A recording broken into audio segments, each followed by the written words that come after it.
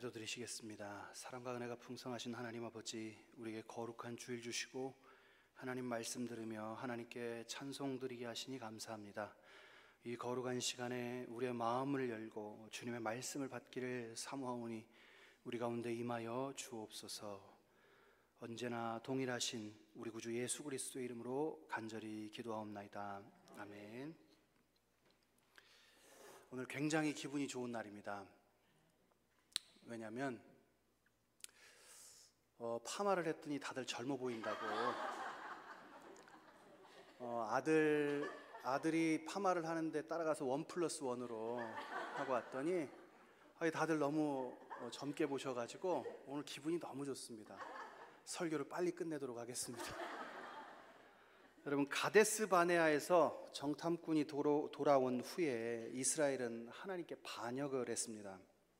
하나님께서 그들이 들어가지 못하리라고 장담했던 그 자녀 세대들을 제외하고는 모두 광야에서 죽게 될 것이라고 하셨습니다. 그리고 38년이 흘렀습니다. 이스라엘은 그 반역의 땅에 다시 돌아오게 됐어요.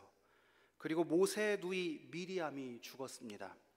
미리암의 죽음은 반역의 세대가 모두 광야에서 하나님의 말씀대로 죽고 묻혔다는 것을 상징하는 표현이에요. 이제 새로운 세대가 가나안 목전에 도착했습니다. 새로운 세대는 부모들이 왜 광야에서 다 죽게 되었는지를 알고 있고, 그래서 더 잘 순종할 것만 같습니다.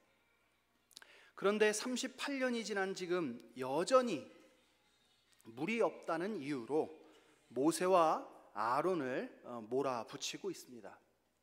13절을 보면 하나님은 백성들이 하나님과 다투셨다라고 하셨어요. 다투다는 말이 공격했다, 소송하다라는 뜻입니다.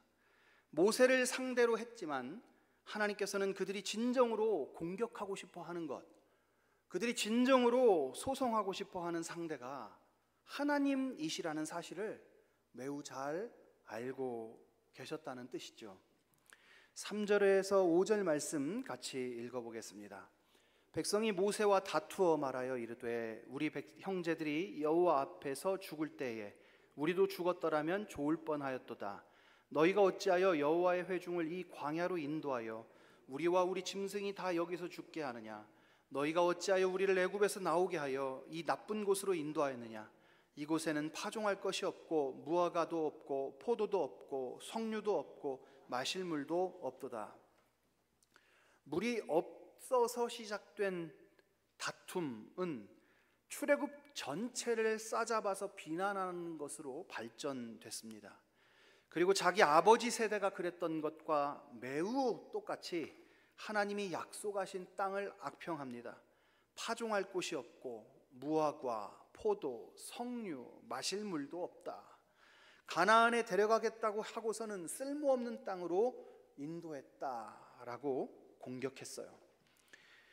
광야에서 물이 없다는 것은 굉장히 심각한 문제입니다. 물이 곧 생명과 직결되는 문제이죠.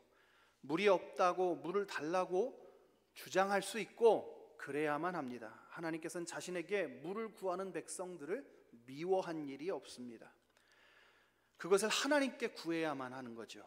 하지만 그들은 하나님께 물을 구하는 것이 아니라 물을 구해야만 하는 현실을 불평했어요. 이 차이가 이해가 되십니까? 물을 달라고 구하는 것이 아니라 물을 구해야만 하는 현실을 받아들이지 못하고 불평했다는 뜻이에요.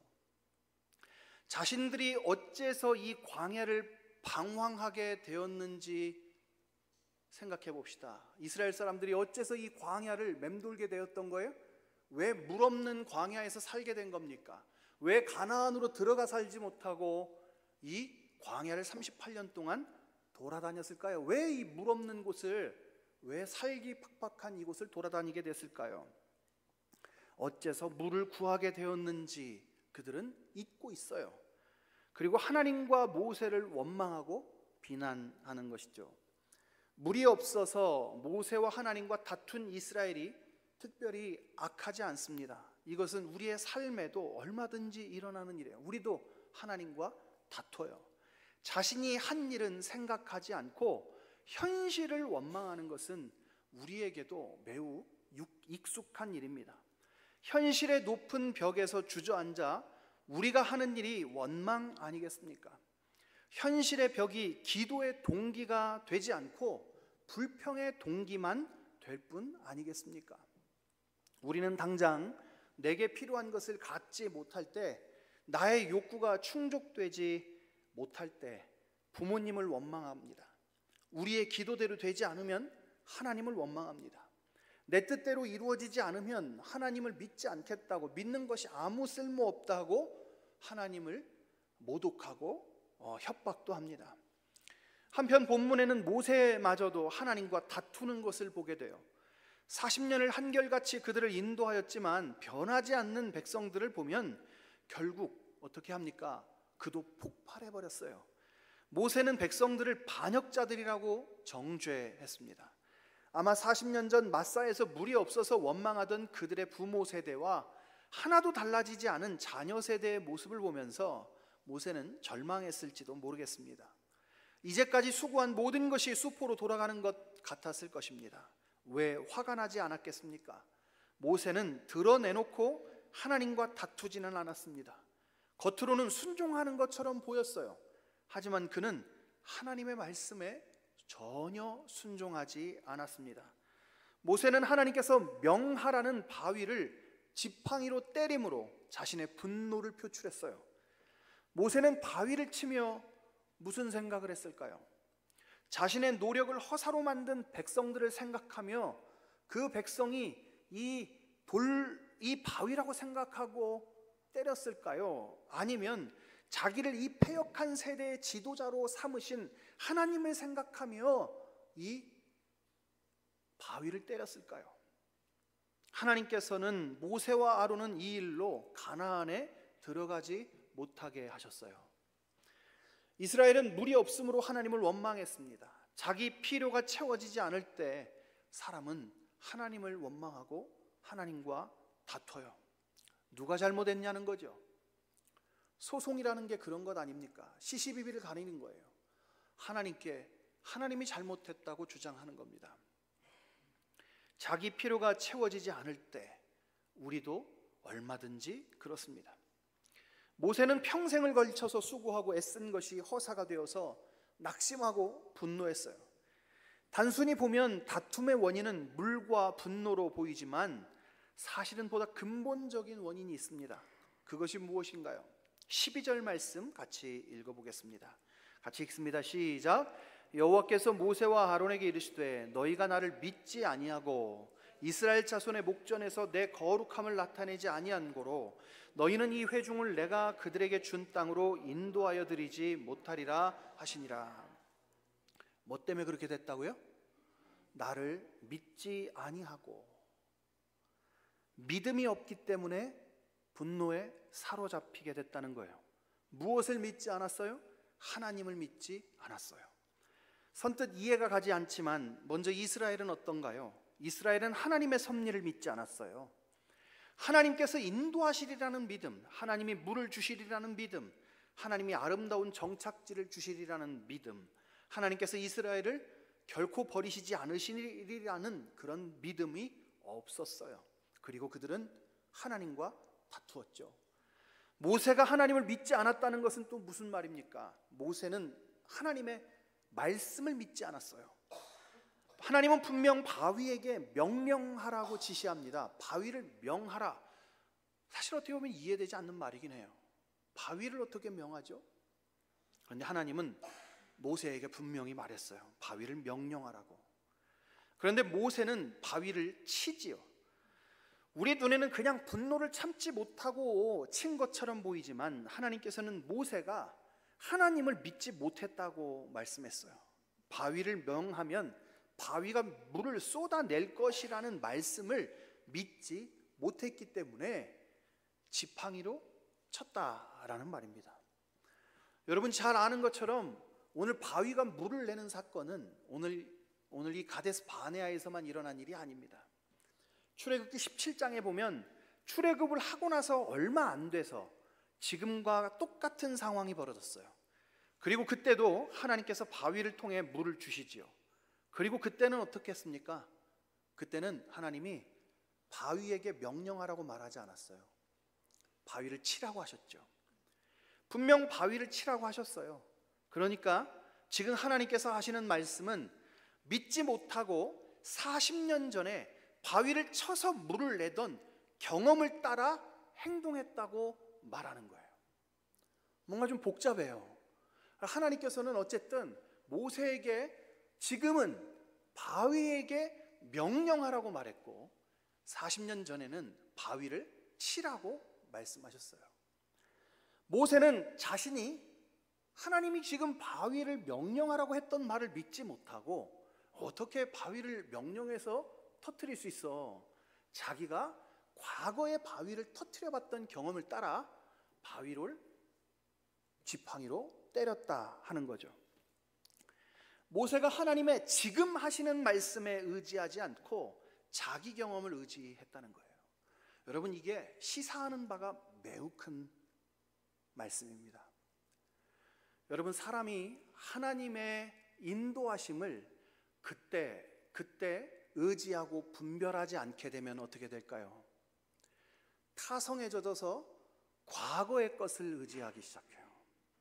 내가 과거에 했던 것, 내가 과거에 하나님이 나에게 말씀하셨던 것, 그런 것들을 따라 행동하기 마련이에요. 하나님께서 그것은 내가 지금 과거의 습관에 따라 하나님 말씀을 듣고 있다는 것은 지금 현재 하나님의 말씀을 듣고 있지 않다는 것과 같아요. 하나님을 의지하지 않고 있다는 것과 같다는 거죠. 하나님께서 모세가 하나님의 말씀을 무시하고 과거의 경험에 비추어 바위를 친 일이 하나님의 거룩하심을 나타내지 않았다고 하셨어요. 여러분이 경험한 어떤 선하고 거룩한 경험이든지 간에 하나님의 말씀을 듣고 하나님의 말씀대로 따라야 되는 거예요. 경험이란 절대적 기준이 될 수 없어요.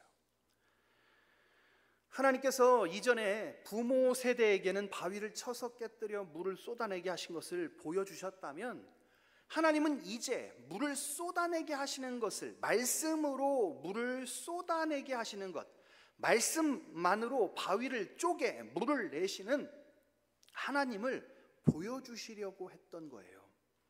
하지만 모세가 불순종함으로 하나님의 거룩하심이 훼손되었어요. 그래서 모세와 아론을 벌하심으로 거룩하심을 드러내실 수밖에 없었죠. 하나님이 자신이 나타내고자 하셨던 거룩하심이 어떤 것이었어요? 하나님의 능력이 40년 전이나 지금이나 다를 바 없고 하나님께서는 여전히 그 백성들에게 그 자신의 말씀만을 의지하여 따라오는 자들에게 그들의 생명을 지키시고 보존하시는 여호와 하나님이라는 사실을 보여주고 싶으셨던 거예요. 그 거룩함을 보여주고 싶었던 거예요. 그런데 이해하지 못했어요. 믿음이 없었기 때문이죠. 믿음이 없는 사람은 하나님이 자신에게 주신 삶의 어려움들을 이해할 수가 없어요. 믿음이 없는 사람들은 마치 안경을 쓰지 않은 사람과 같아서 자신에게 주어진 삶의 현상들을 분별할 줄 몰라요. 모세마저도 그랬습니다. 순간순간 하나님의 말씀에 귀를 기울이지 않고 과거에 했던 경험들을 의지하는 것도 불신앙이 될 수 있다는 사실을 명심하기 바랍니다. 과거의 은혜로 살지 말고 현재의 말씀으로 살아야만 해요. 매일 높다란 현실의 벽 앞에서 하나님의 도움을 구하며 어제 일을 잊어버리라는 말이 아니라 어제의 은혜에 오늘의 은혜가 더하도록, 은혜 위에 은혜가 임하는 삶이 되도록 하나님의 인도하심을 구하며 사는 여러분 되시기를 축원합니다. 과거의 경험으로 오늘을 살지 말고 오늘을 인도하시는 말씀으로 사는 성도들 되시기를 바랍니다. 40년을 광야에서 불순종의 대가를 치러 1세대가 다 죽었지만 여전히 불평하고 불순종하는 이스라엘을 봅니다. 하지만 변하지 않는 것도 또 하나 있어요. 무엇이 변함이 없었습니까? 그것이 무엇인가요? 여러분, 이 본문 안에 변함없이 흐르고 있는 것이 하나 있어요. 그게 뭘까요? 하나님의 자비입니다. 백성들은 40년 전처럼 불평하고 하나님과 다투었습니다. 모세는 하나님의 거룩하심을 드러내지 못하고 자기 혈기를 드러냅니다. 마치 그가 80년 전에 애굽에서 혈기를 누리지 못하고 애굽 관리를 때려 죽인 것처럼 그렇게 혈기를 드러내요. 변한 것이 없어 보여요. 하지만 하나님도 변함이 없어요. 여전히 불평을 버리지 못하고 혈기를 버리지 못하는 백성과 그 지도자에게 그들의 필요를 채워주셔요. 혈기로 때린 바위이지만 물을 주셨어요. 불순종했잖아요, 그죠? 하나님이 하란 대로 하지 않았어요. 그런데도 물을 주셨어요. 불평으로 구한 물이었어요. 하나님께 간절한 마음으로 감사함을 가지고 간구하여 아랜 것이 아니에요. 하나님과 다투고 송사했어요. 도대체 우리가 왜 이런 일을 겪는 것이냐고, 하나님께 물을 구한 것이 아니라 물을 구해야만 하는 현실에 대해서 하나님을 원망했어요.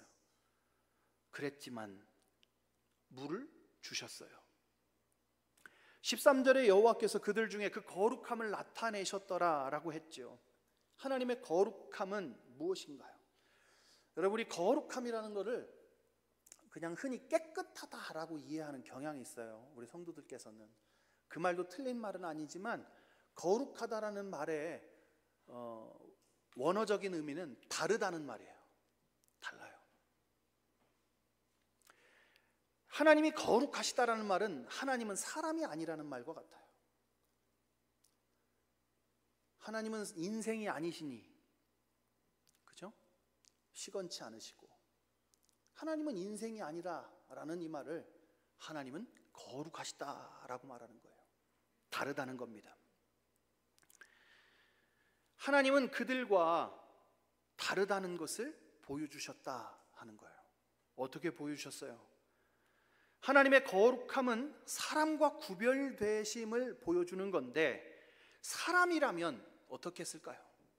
여러분이 하나님이라면 어떻게 했을까요? 모세를 보면 알아요. 모세는 참지 못했어요. 이 백성들의 끊임없는 불순종, 세대가 바뀌어도 변함이 없는 불순종에 정신을 놔버렸어요. 도저히 이해할 수 없고 그 마음에 화를 억누를 길이 없었던 거예요. 모세도 백성들의 불평에 화를 억제하지 못했죠. 하지만 하나님은 어때요? 그들과 다르다는 사실을 보여줘요. 모세와 다르다는 사실을 보여줘요. 어떻게 해요? 하나님의 사랑과 자비를 도리어 보여주는 거예요. 그 순간에 싹 쓸어버려도 될 것 같은데, 불순종하는 자들을 다 심판하셔도 될 것 같은데 그러지 않아요. 하나님의 사랑과 자비를 나타내십니다. 하나님은 여전히 사랑으로 자신의 거룩함을 나타내셨어요.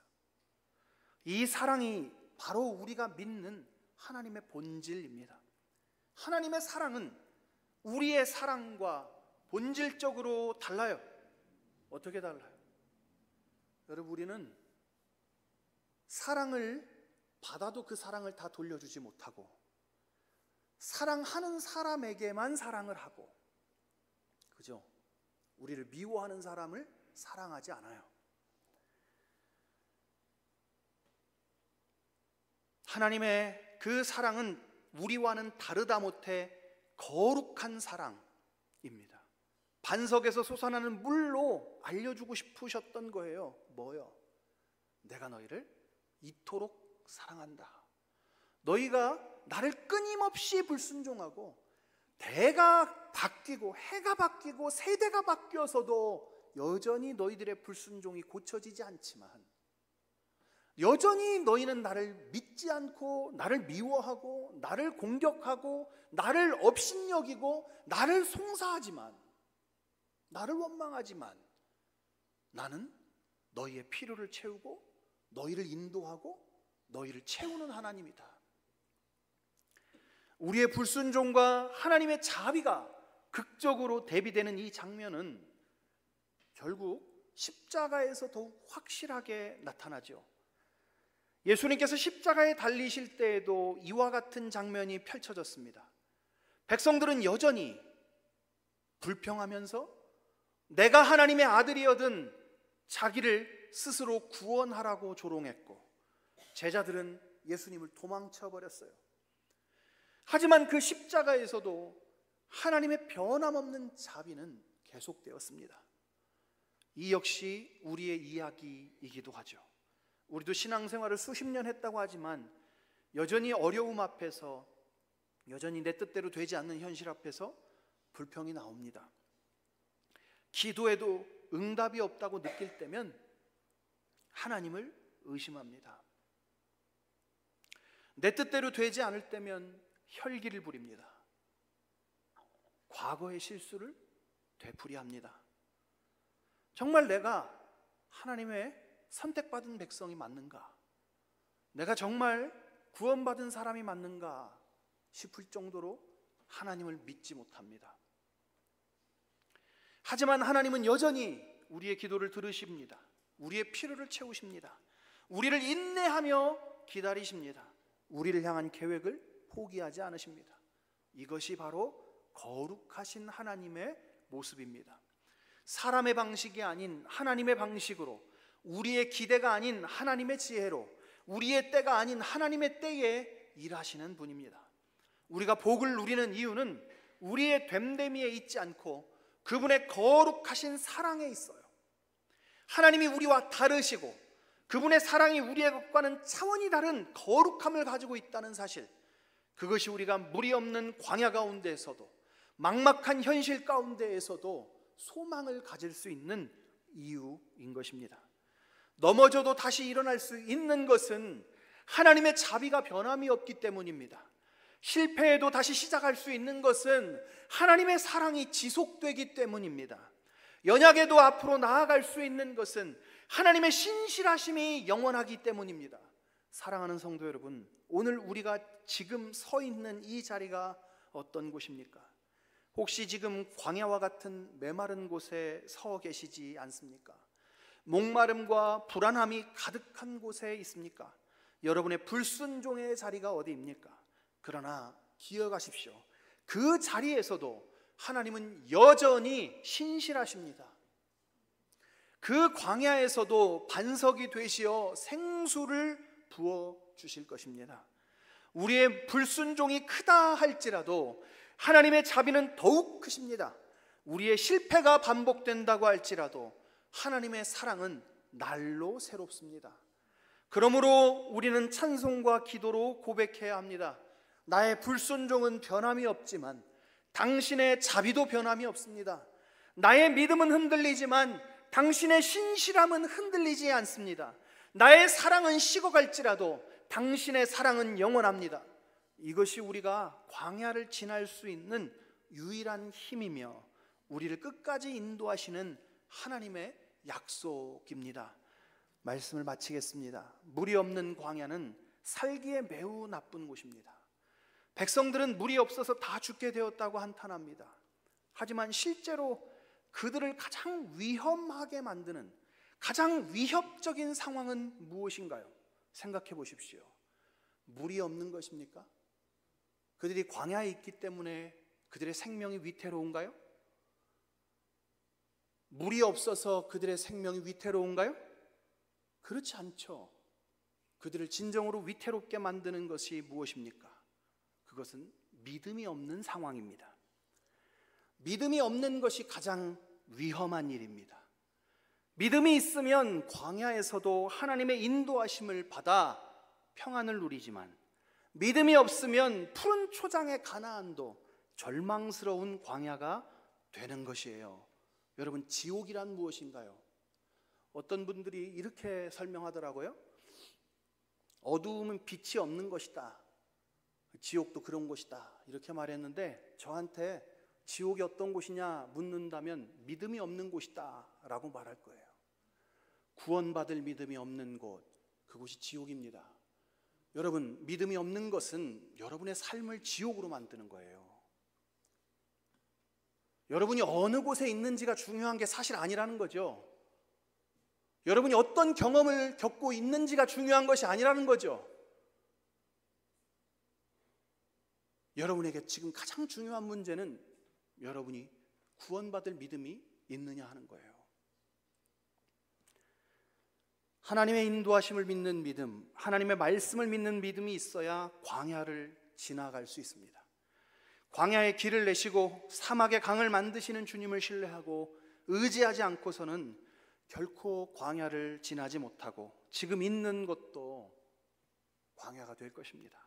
사랑하는 성도 여러분, 매일의 삶에서 만나는 모든 광야의 순간들을 하나님을 만나는 자리로 만드십시오.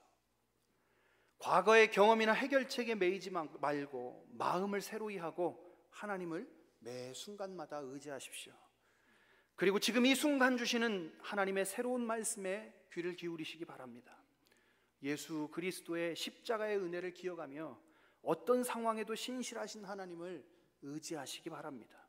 그것이 신자들이 광야에서 사는 방법이에요. 하나님과 다투지 마십시오. 믿음을 구하십시오. 주님, 물이 없습니다. 왜 우리를 물도 없는 곳으로 인도합니까? 왜 우리를 이와 같은 곳으로 데려오셨습니까? 왜 우리를 여기까지 데리고 오셨습니까? 내가 하나님 믿지 않고 살았던 것이 더 행복했을지도 모르겠습니다 라고 말하지 말고 믿음 달라고 구하세요. 믿음을 구하세요. 물이 아니라 믿음을 구하세요.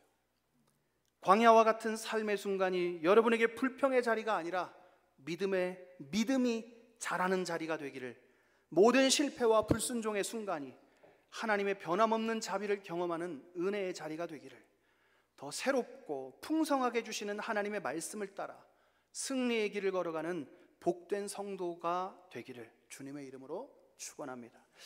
우리 한번 찬송하고 기도했으면 좋겠습니다. 우리 오늘 384장 찬송, 목사님 제가 찬송하겠습니다. 우리 384장 찬송하겠습니다. 우리 찬송하고 기도했으면 좋겠습니다.